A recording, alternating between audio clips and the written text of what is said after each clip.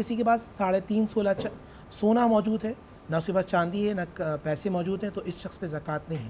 مگر ایسا شخص کہ جس کے پاس 4 تولہ یا 5 تولہ سونا موجود ہے، کچھ اس کے پاس چاندی موجود ہے اور کچھ اس کے پاس پیسے موجود ہیں. اب یہ کیونکہ 52.5 تولہ چاندی کے برابر اگر رقم بنتی ہے، جو ابھی تقریباً 5 لاکھ 5.5 لاکھ تقریباً بنتی ہے، 5,25,000 روپے.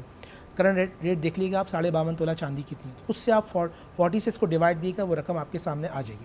اب آئیے کس کو زکوٰۃ دے سکتے ہیں اور کس کو زکوٰۃ نہیں دے سکتے.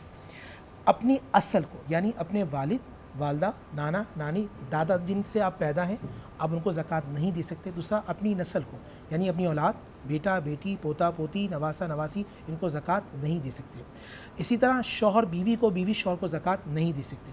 سب سے زیادہ زکوٰۃ کا اہل کون ہوگا؟ اگر آپ کی زکوٰۃ بنتی ہے تو وہ آت المال علی حبہ ذوی القربی والیتامى والمساکین. اس تحت میں آپ اپنے سگے بہن بھائیوں کو دیکھیں، وہ نہیں ہے تو ان کے بعد آپ ددیال کے خاندان میں دیکھیں گے شرعی طور پہ، آپ کے چچا، چچی، پھپھا، پھپھی یا ان کی اولاد. اگر وہ نہیں ہے تو پھر آپ آئیں گے سیکنڈ جو آپ کے کزن کہلاتے ہیں، ننیال، خالہ، خالو، ماموں، ممانی، ان کی خاندان میں. اس کے بعد پھر پڑوسی، اور اس کے بعد آپ کے جو رشتہ دار جو جاننے والے ہیں ان میں آپ زکوٰۃ دیکھیں گے. یہاں ایک مشورہ میں ضرور دوں گا زکوٰۃ دینے والے تمام دوست احباب کو کہ آپ جب بھی زکوٰۃ دیں تو جو آپ کی ہینڈسم مثال کے طور پر اگر یہ کوئی سرمایہ دار پروگرام دکھ رہا آپ کے تحفظ شریف بھائی، ان کو ایک میسیج دینا چاہوں گا کہ آپ توڑ کے زکوٰۃ ان کو نہ دیں، بلکہ میرا ایک خالص مشورہ یہ کہ جیسے مثال کے طور پہ آپ کی 5 لاکھ 10 لاکھ زکوٰۃ بنتی تو آپ کسی کو کاروبار کرا دیں تاکہ چند سالوں کے بعد وہ سوسائٹی کے اندر زکوٰۃ دینے والا بن جائے. اسی طرح جتنے اگر جو سرمایہ دار ہیں وہ اس طرح کے ذہن رکھ لیں گے، آپ بزنس کروانا شروع کر دیں گے، تو اس سے یہ ہوگا کہ بہترین طریقے سے چند لوگ معاشرے کے اندر ایسے ڈیولپ ہو جائیں گے کہ انشاءاللہ کچھ سالوں کے بعد یہاں زکوٰۃ دینے والے ہوں گے، زکوٰۃ لینے والے نہیں. اچھا مفتی صاحب، یہاں پر ایک چیز اور ہے، ہمارے ہاں زکوٰۃ میں کچھ لوگ ہیلا کرتے ہیں، ہیلا کرتے لیکن کچھ لوگ نے ہیلے کو ایک گیم بنا لیا ہے. گیم یہ بنا لیا ہے کہ جی مجھے پتا ہے کہ اس کے اوپر زکوٰۃ ہے، میری زکوٰۃ بنتی ہے 10 لاکھ، میں اس کو بولوں گا یار میں تمہیں دے رہا ہوں اور اس میں سے 2 لاکھ تم رکھ لینا، باقی تم مجھے واپس کر دینا، کیونکہ پھر تو وہ مال پاک ہو گیا. اس کو ذرا سا بیان کر دیں کہ لوگ اس ہیلے کو ذرا گیم بنا کے چلا رہے ہیں. بہت اچھا سوال. دیکھیں زکوٰۃ کہتے کسے؟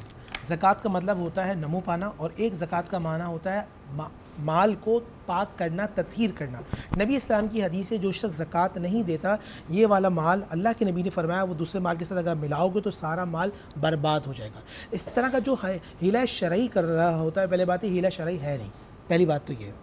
اگر کوئی کرنے کی کوشش بھی کرتا ہے تو وہ اپنے مال کو برباد کر لیتا ہے. ہاں، یا ایک مثال میں اور دوں گا، مثال کے طور پہ ابھی سمجھیے گا.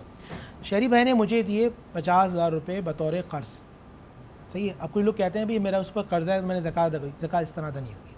مثال ہے آپ کے انہوں نے مجھے دیے 50,000 روپے قرض، ٹھیک ہے. اب ان کی رقم بنتی ہے 50,000 روپے. اب یہ زکوٰۃ دینا چاہتے ہیں مجھے. اب یہ ہوگا یہ پہلے مجھے اپنی زکوٰۃ دیں گے، وہ زکوٰۃ مجھے دے دی، میرے پاس آ گیا، اب میں ان کو بطور قرضہ دوں گا.